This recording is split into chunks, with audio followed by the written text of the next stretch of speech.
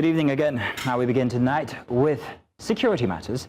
The Chief of Army Staff General YD Shaibu has reaffirmed the Nigerian Army's commitment to improved security, operational excellence, and stronger collaboration with key national stakeholders. He was speaking during courtesy visits to former heads of state, General Ibrahim Babangida and General Abdulsalami Abubakar, as well as Niger State Governor Mohammed Umaru Bago. The visits, which took place in Niger State, were aimed at strengthening civil-military relations and reinforcing ongoing efforts to address security challenges across the country. Now, in a statement issued by the Director, Army Public Relations, Colonel Apollonia Anele, the Army Chief said the Nigerian Army was intensifying initiatives to enhance training, doctrine, and operational readiness across the formations. And staying with security, the Inspector General of Police, Olugbemisola Odusote, has ordered the deployment of the newly promoted Deputy Inspector General of Police, Mohammed Hussaini Gumel, alongside 17 commissioners of police to key department commands and formations across the country.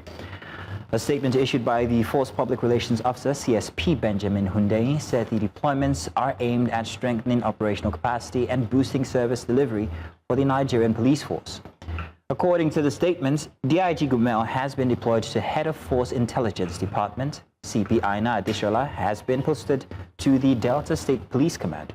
CP Umar Mohammed Hajidia has been posted to Kebbi State Police Command, while CP Iyama Daniel Edobo takes charge of the Bayelsa State Police Command.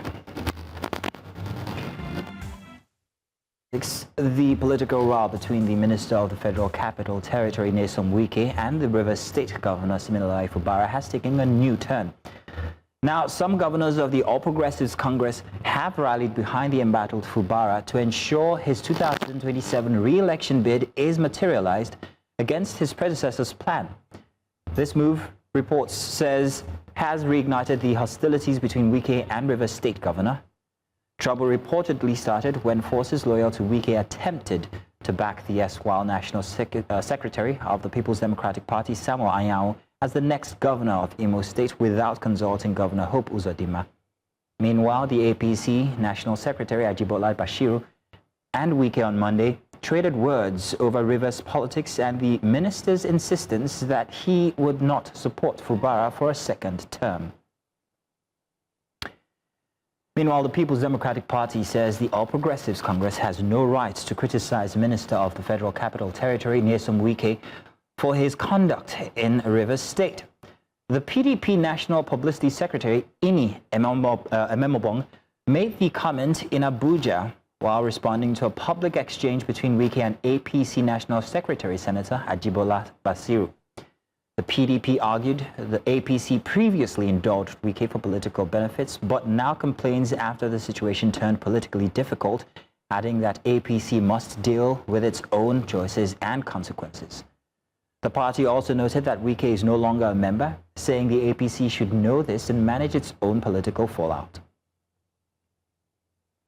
For this conversation, let's now turn to a lawyer and political analyst. Liberos Oshoma joins us now. Thank you very much, Mr. Oshoma, for joining us. It's always a pleasure to have you on tonight. Now, Mr. Oshoma, it's become a very interesting situation when it comes to Rivers State, and not just Rivers State, but including the FCT minister. So now it's a federal thing. Rivers today appears less like a competitive democracy and more like a political territory controlled by one dominant network, let's face it, that cuts across party lines. So the question is, has Wike effectively captured the democratic space in Rivers?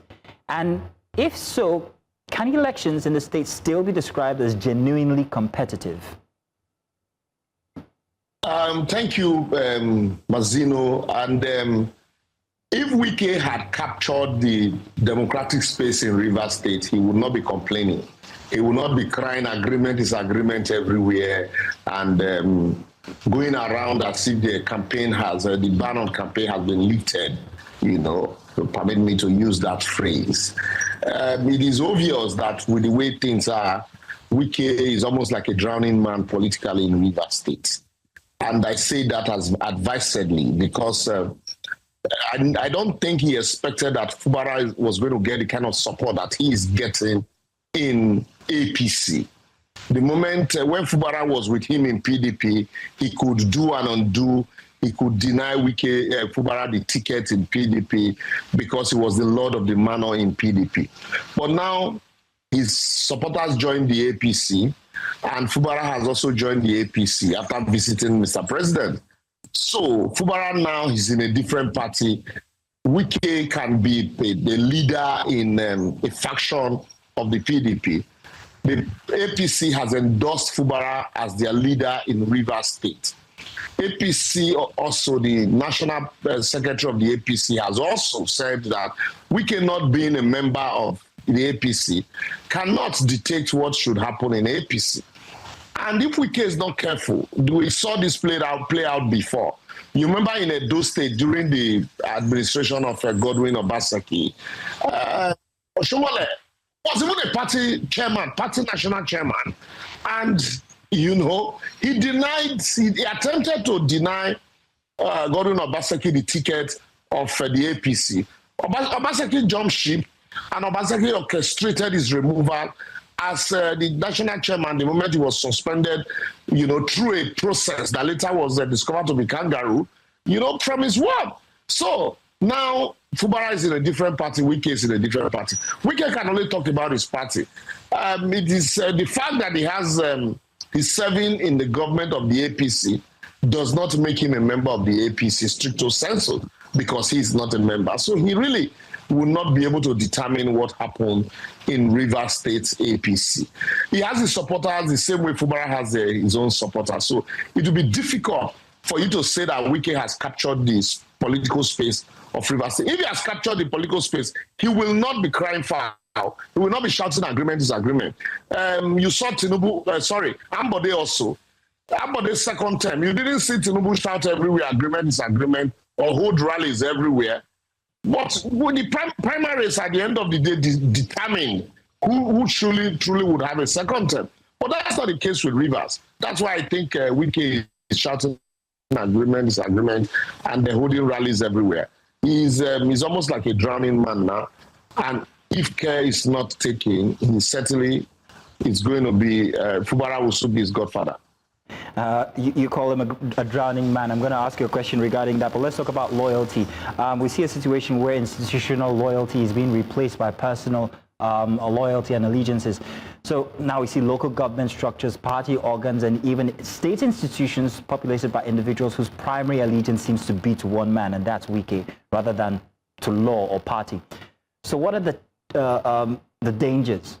What are the dangers of replacing institutional loyalty with personal loyalty in a state political architecture like we see happening in Rivers State currently? Yeah, we've always seen, this thing play out in every state where, a governor, the moment somebody becomes a governor, the entire institution, kowtow to the whims and caprices of the governor. It is not just under Wike. If you remember, when Peter Odili was governor in Rivers State, the moment Odili left, Amechi came, and Amechi described it that there was a new cook in the kitchen.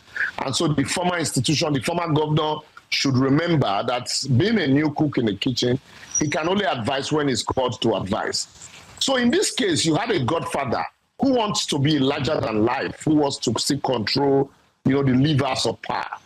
And that's not easy for him now, even though, like I said, he has his people in APC and PDP. But those people in APC will still also take further instructions from the party. If the party at the national level does not endorse what the APC members will do at the state level, certainly, they can't take such steps. Certainly, they will still have to listen to a very large extent to the voices of the president at the national level and what the party will say, unlike when everybody was with Wike in PDP. But we can't run away from the fact that certainly you're going to have people who would have their loyalty to certain individuals because they were helped to such political positions by those individuals, until we have a process where the elections are very transparent and you can go to the elections and people will elect you without having to have a godfather who will manipulate the process for you to be in office, who are certainly going to consistently have loyalty to individuals. But when those individuals now want to, live a larger than life, like we see in Rivers State, certainly that loyalty will shift somehow. And then the funny part of it is that they begin to pretend to want to build institutions like you see Fubara. The sympathy that Fubara is getting, really, it's not because it's any better than Wike. It's just the fact that the enemy of my enemy is my friend. That's basically what's happening here. And the fact that Wike is biting more than he can chew, creating enemies for himself. And people, Nigerians generally, would not want somebody, to remain a godfather for long. You saw the way Oshiomhole was able to displace Tony Aneni of blessed memory in Edo State. The same way somebody else came and displaced Oshiomhole the moment he wanted to play the role of a godfather. So that's basically what is happening here now. You are always going to have those issues of somebody, loyalty to individuals, as long as our elections are not transparent. Well, Liberos, you call Wike a drowning man, but Wike has certain powers that most other political personalities do not. You saw him in the last election actually influence across party lines. So rather than strengthening democracy, Wike's cross-party maneuvering appears to actually blur opposition lines and weaken alternative leaderships. Would you describe his cross-party influence as genius or as deliberate sabotage? And I say that very intentionally, deliberate sabotage of healthy party competitions. Is he a mole? What I see here, Wike, I can't call him a mole. I can't say he's ingenious. You saw the last election in 2023, like I talked, we're talking about transparent election. We all know what happened in Rivers State. He was a bride because certainly all the political gladiators certainly wanted, to cut governors. So he was one of such governors. Look at the numbers. What was the vote for the APC in Rivers State as compared to the vote of the APC in Oyo State? For example, in Rivers State, APC had about 227,000 votes compared to Oyo, where they got about 400 and something thousand votes. So for the APC, until date, the Labour Party had consistently argued that those votes were manipulated in favor of the APC by Wike because he was a governor. So if he had such powers as a governor, now he's no longer the governor, and he's holding office at the pleasure of Mr. President. He's a minister.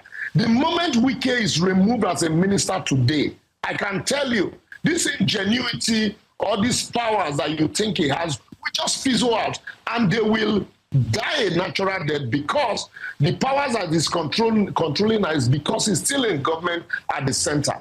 The moment you remove Wike from the government at the center, out of those powers will fizzle away, and then the governor who has, who holds the power and the budget of the state would be able to run riot around him, just the same way he was able to run riot around the previous governors that came after him. The powers that he had today is because he's a minister under the presidency, and he had consistently remained in his party. He didn't jump ship. So, and he's playing a very key role for the government in the party or in the opposition, that he belongs to. So after successfully, helping others to destroy the opposition party, and then he's not in APC. The opposition cannot compete with the government. He's stranded, and then he needs Rivers State. And if the government at the center does not help him to get Rivers State, he on his own cannot get Rivers State. All right.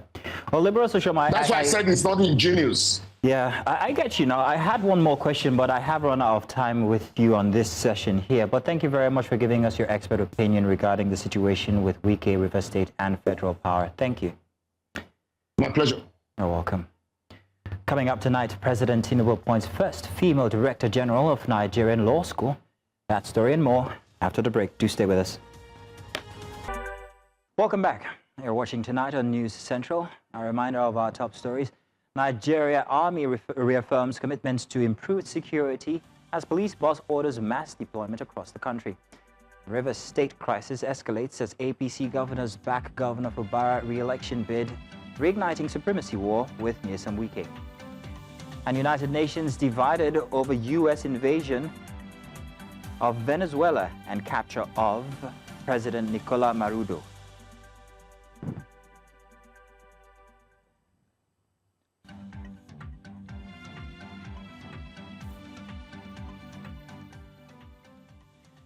President Bola Ahmed Tinubu has approved the appointment of Olugbemisola Odusote as the Director General of the Nigerian Law School. The appointment takes effect on January 10, 2026 for a 4-year term. Odusote is currently the Deputy Director General and head of the Lagos campus and will become the first woman to lead the institution since its establishment in 1962. She will succeed the current Director General, Professor Isa Hayatu Chiroma, whose tenure expires on January 9, 2026, after 8 years of service. Now, she obtained her LL.B degree from Obafemi Awolowo University and was called to the Nigerian bar in 1988. She holds an LL.M from the same university, specializing in company and commercial law. She later obtained a PhD in law from the University of Surrey in the United Kingdom. The ripple effects of United States foreign policy are once again taking center stage in global diplomatic circles. Following recent U.S. military maneuvers in Venezuela on January 3rd, questions surrounding international legality and the sovereignty of nations have reignited. Here in Lagos, the Nigerian Institution of International Affairs, the NIIA, convened a high-level roundtable to dissect the consequences of these interventions and the perceived weakening of the United Nations' influence. News Central's lead correspondent Bernard Akede was there and now joins us with the details. The global geopolitical landscape is currently on edge. The January 3rd action by U.S. forces in Venezuela have not only sparked diplomatic frictions in Americas, but have resonated deeply here in Nigeria, coming just days after joint military operations in the country's north. At the Nigerian Institute of International Affairs, NIIA, foreign policy experts and veteran diplomats gathered to interrogate the legality of unilateral interventions. The consensus: the world is watching a shift in how power is exercised. By our own complacency and weakness, we have empowered the United States to become the policeman of the world. And so the United States has extended that policeman of the world concept to do whatever it decides it wants to do. And unfortunately, we have an impulsive president of the United States today who just wants to be more or less like a king and behave with little or no restrictions. What is the purpose of the United Nations? The UN has such tremendous potential. The relevance of the United Nations was a recurring theme, with panelists talking of a growing accountability vacuum in international law. There are 5 UN Security Council members. 2 of them, Russia and the United States of America, have violated their own rule. What they wrote, it means that the UN has become obsolete. Trump did not make any mistake about it. He has moved out of the UNESCO, out of WTO, a lot of the UN agencies. And we are reverting back to the pre-World War I situation. To your tent, O Israel, might is right. The UN is almost dead. Part of the reforms of the UN would have to begin with what we do with the funding structure of the UN. These other countries have to come up. But it's also good that regional bodies, regional organizations such as the AU, such as ASEAN, and so on, have also become more important actors. And I think the UN recognizes that. As the session concluded, the takeaway was clear. The era of a single, predictable world order may be behind us. A new, more fragmented global reality is emerging, and Africa must find its voice within it. We can put together almost over 100 scholars to discuss what has just happened between the United States and Venezuela. Shows that scholars and the think tank people are have shown an interest in what has happened in the world and what is the implication for our own country. As the dust settles in Venezuela, the conversation in Lagos suggests that for Nigerians and the rest of the continent, staying informed is no longer an option. It is a strategic necessity. In Lagos for News Central, Bernard Akede. Nigeria's economy is gradually shifting from stabilization to recovery, supported by foreign exchange reforms, easing inflation, and also improving policy coordination.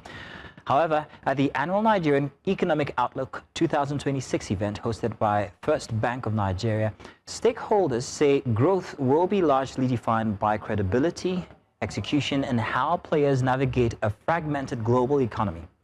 News Central's business correspondent Juliet Rowland was there and filed in this report. That journey where you want to achieve. At the annual Nigeria Economic Outlook 2026 event, hosted by the First Bank of Nigeria, policymakers, investors, and business leaders examined how Nigeria's macroeconomic recovery is reshaping banking sector growth, credit expansion, and capital flows amidst easing inflation. With the improving macroeconomic environment and the inflation, rates will be down. And with lower interest rate, lending will increase. As FX reforms improve and monetary policies ease a hawkish stance, emphases are now being placed on corporate governance and compliance with stricter tax rules under a fiscal framework. The plan is to reshape investor sentiment, influence capital and trade flows, while also promoting cross-border payments across West Africa. There's huge penalty for missing the rates, under deducting or not permitting for withholding tax. So government can basically do nothing and just get additional 40% penalty from you by wrong deduction and payment of withholding tax. So if I were to advise people, it is to automate those processes that these new laws bring huge penalties on or impose huge penalties on. The reforms that this administration embarked upon about 2 years ago have fundamentally changed the investment thesis for Nigeria. First of all, you look at the fiscal reforms. It's basically sorted out the government's fiscal space with the elimination of subsidies and all that. But more importantly, the monetary policy and foreign exchange policy reforms have had a profound impact on the markets. So when you look at Nigeria as an investment destination, it's clearly a lot more attractive both for domestic investors as well as foreign. This novel plan is not without its challenges, with liquidity, management, regulations, and capital still stifling opportunities, while economists say proper coordination, strategy, and right policy decisions are the only solution to addressing them. 2026 is an election year, so we're all expecting there will be election crisis. There will be none. The economy is racing. And after the election, you will see accelerated growth far higher than we've ever seen in this country. I'm so positive about it. With global capital becoming more selective and growth increasingly uneven across regions, industry experts hope the Nigerian government will sustain its reforms to ensure a stable and positive outlook for 2026. In Lagos for News Central, Juliet Rowland. Somalia condemns Israel's visits to Somaliland. We've got the details of this and more, only if you stay with us. We'll be back.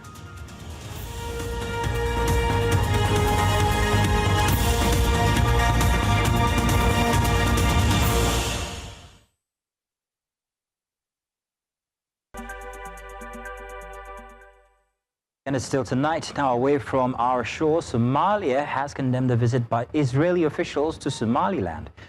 Foreign Minister Gideon Saar's first visit came days after Israel became the only country to recognize the self-declared republic as a sovereign state.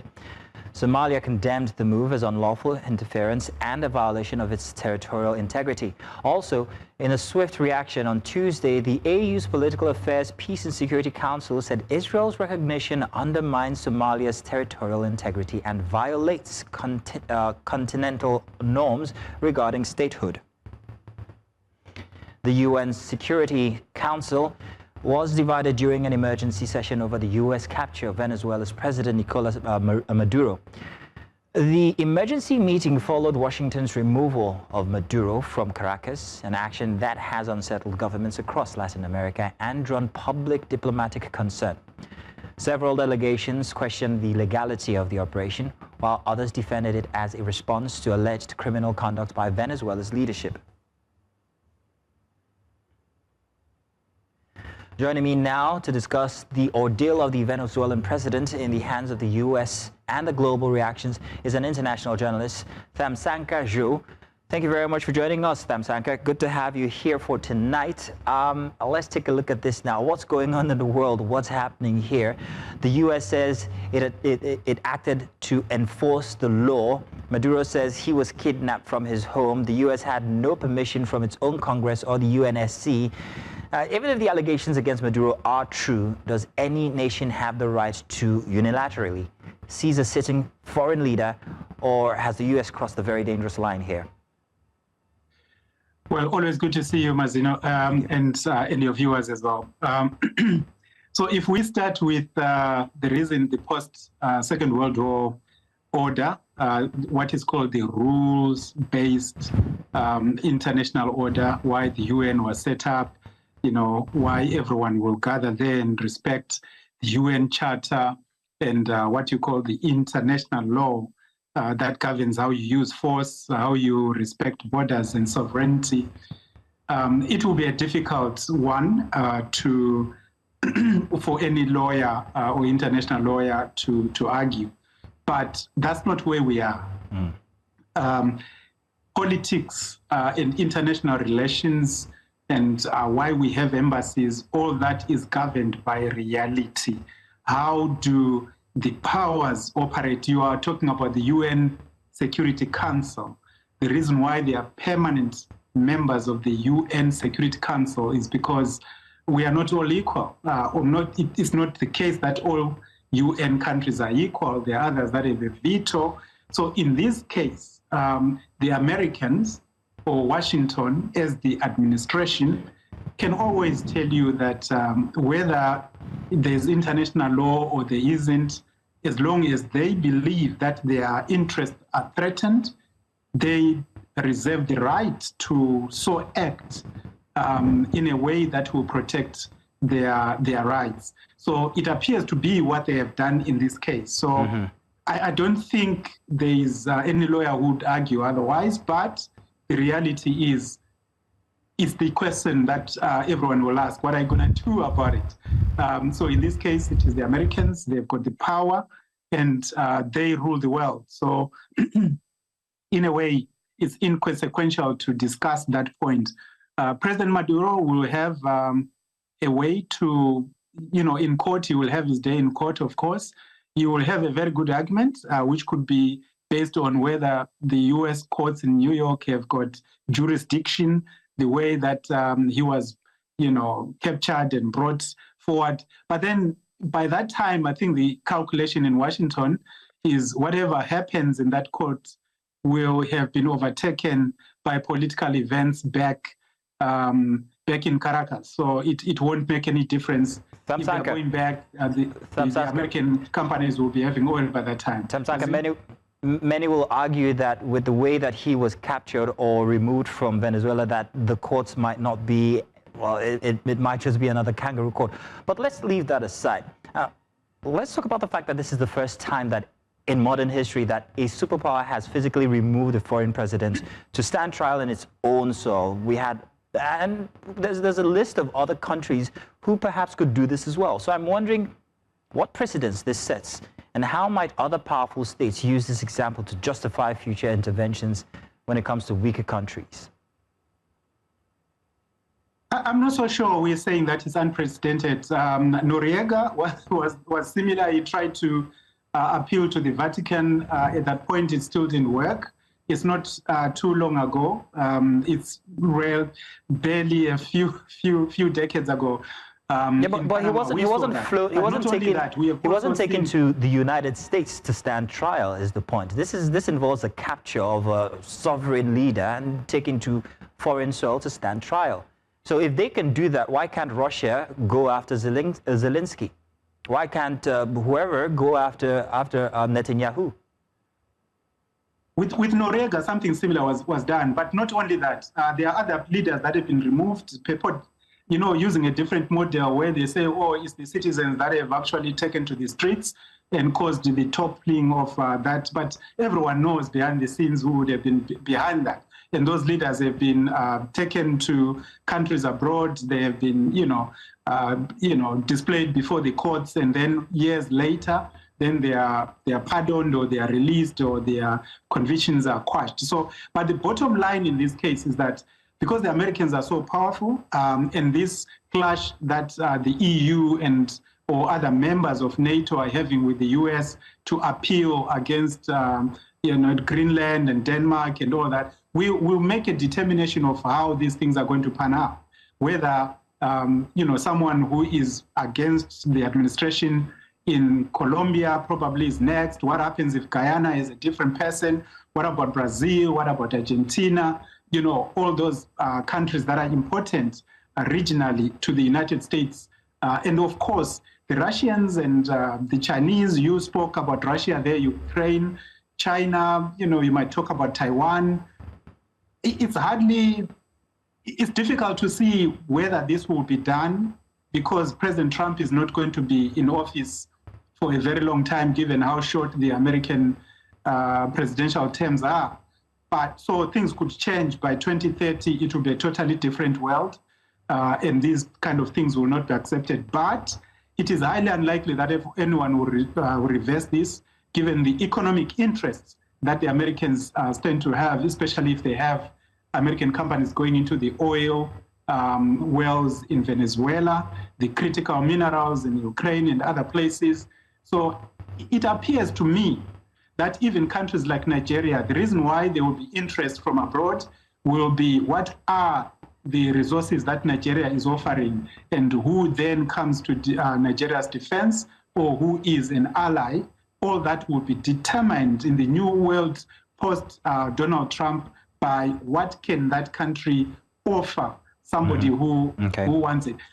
Mazino, most of these countries in the West are struggling economically. They need resources, they need money. It's not colonial times anymore. So wherever they can get the resources, oil, critical minerals, rare earth, they will go for them in whatever way. Thamsanqa, that seems to be what's happening. And, well, you say he's not there for too long, but knows that things are happening very fast while he's there. Thamsanqa, thank you very much for joining us for this conversation. We'll always come back to you for more details and your opinion on matters. Thank you very much. Tonight returns with business, sports, and entertainment. Do stay with us.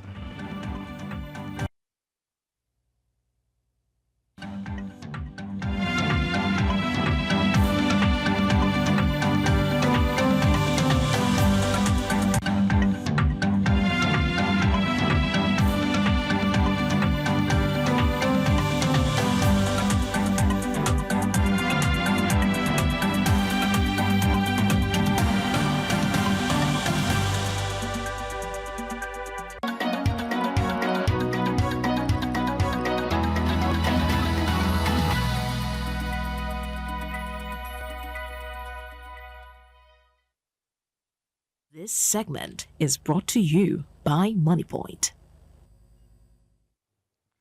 Nigeria's tax to GDP ratio is expected to improve in 2026 following the implementation of sweeping tax reforms that began in January.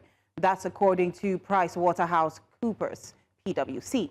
The reforms are projected to raise the ratio from an estimated 9.5% to 10.2% in 2026 and 12.5% by 2027, though still below the 15% benchmark set by the World Bank and the IMF.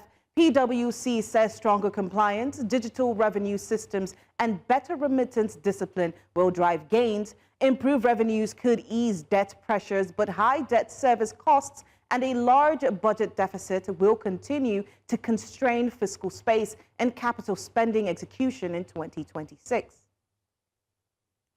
Former NBS Chief Yemi Kale says Nigeria must strengthen value chains and invest in technology.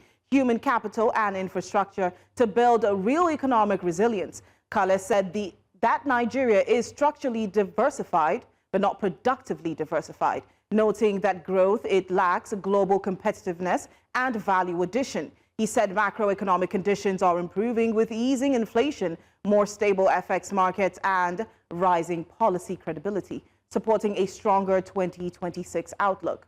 Growth could approach 4% if reforms continue, he said, but warned oil still indirectly drives over 60% of activity. Kale identified ICT, infrastructure, energy and refining, agro-processing and services as key growth drivers for 2026. The Bulls kept their footing on the NGX today, with the all-share index edging higher by 0.46% and the all-share index closing at 159,951.08 points, just 160,000 points, while the market capitalization closed off at 102.28 trillion naira. But beneath that calm headline, the market told a more selective story. Insurance stocks stole the spotlight, industrial names found momentum, while oil and gas dragged its feet. It was a session that rewarded stock pickers and not the broad market, as investors continued to rotate capital rather than go all in. So let's take a look at the breakdown.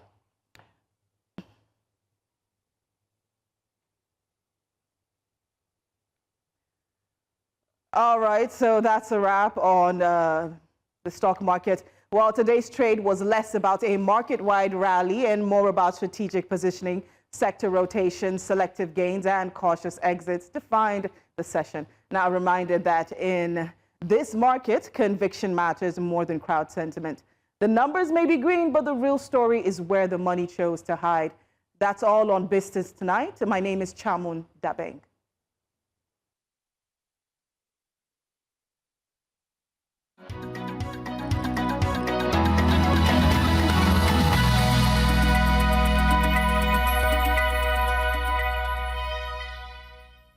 This segment is brought to you by MoneyPoint.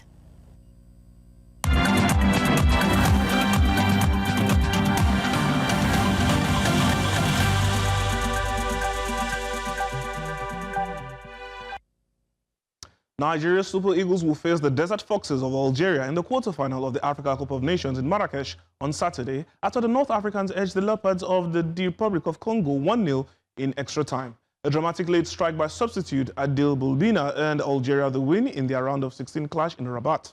With penalties looming, Bulbina broke free in the 119th minute and fired a powerful shot into the net, sparking celebrations among the largely Algerian crowd.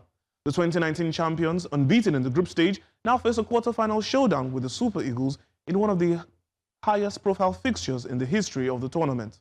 Both teams have met 9 times in AFCON history. The last was at the 2019 tournament in Egypt, where Riyad Mahrez scored a late free kick in a 2-1 win in the semi-final. Saturday's encounter will kick off at 5 p.m.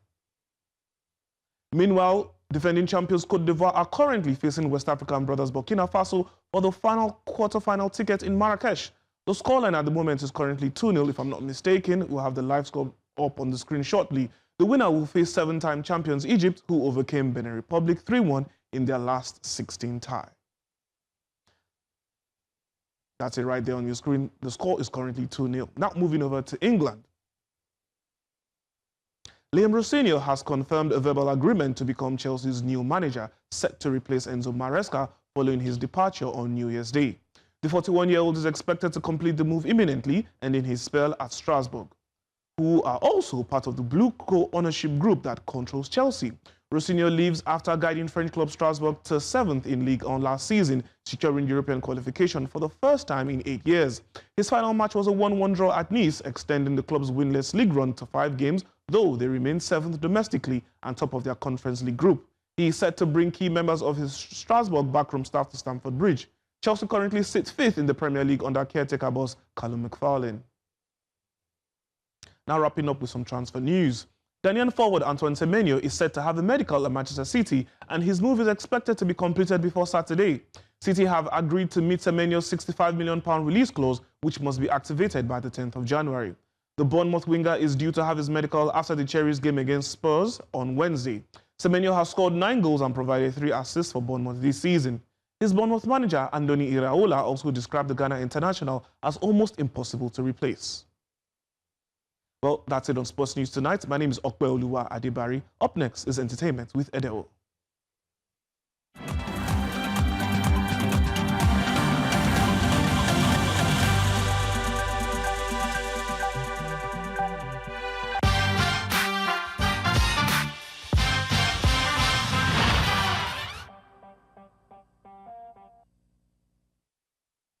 All right, let's now jump right into entertainment, as it's so decided as Funke Akindele has once again rewritten Nollywood history, as her latest film Behind the Scenes officially crossed the over 1.7 billion in cinema revenue.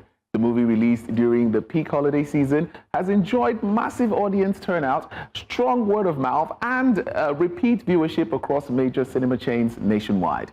The latest milestone further cements Akindele's reputation as one of Nollywood's most bankable filmmakers and box office heavyweights. Quickly, Mazino, what do you get to make of this? 1.7 billion. That's a huge amount. It's a huge amount of money, first of all, and I'm not exactly sure how word of mouth can get you that much. So I always query these, but yeah, I'm not saying that it's not possible. I would just like to see the digits, the stats. To be sure, right? To be sure, to be sure. Okay, now let's move on to the international scene, as gospel singer Pastor Donnie McClocking is facing a civil lawsuit in New York, accused of sexually abusing a former congregant, Giuseppe Cortello, over nearly a decade now. The complaint alleged a pattern of grooming, manipulation, and assault tied to Cortello's struggle with faith and sexuality beginning in the early 2000s. Now, Cortello says the abuse occurred during spiritual counseling at hotels and at McClocking's church, using religious language to maintain control. Now, McClocking denies the allegations, calling them categorically false. The case, filed under New York's Gender Motivation Violence Protection Law, highlights broader concerns about power, mentorship, and accountability in religious spaces. Well, that's quite an interesting one, but we'll definitely bring you the update as it unfolds. Well, that's all we have on entertainment tonight.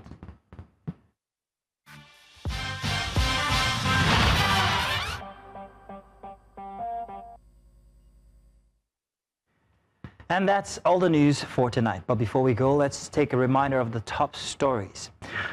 Nigeria Army reaffirms commitment to improved security as police boss orders mass deployment across the country.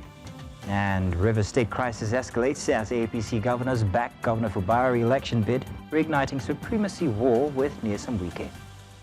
We also told United Nations divided over U.S. invasion of Venezuela and capture of President Nicolas Maduro. Now, do remember you can send your eyewitness reports to the WhatsApp number on your screen, and follow us on social media. We are at News Central TV across all platforms. You can watch News Central live on DSTV channel 422, Go TV channel 23, Star Times 274, Avo TV, and of course on YouTube. Many thanks for watching. My name is Mazino Appeal.